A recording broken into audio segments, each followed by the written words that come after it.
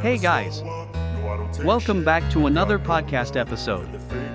Let's dive deep into rubber roof repair services in Grand Rapids, Michigan. Have you ever worried about leaks creeping through your rubber roof during a heavy Michigan storm? That's exactly what happened to Mark, a business owner in Grand Rapids. His office ceiling had water stains, and the damage was getting worse by the week. Concerned, his employee Karen suggested he reach out to Empire Contractors. She shared how Empire Contractors specializes in rubber roof repair and commercial roofing solutions. Impressed by their reputation, David gave them a call at 231-861-7221. After a quick consultation, their experts inspected the roof with precision and explained every detail. The repair plan was clear, affordable, and focused on long-lasting protection. Within days, Empire Contractors restored the roof, stopping leaks and saving David from costly future repairs.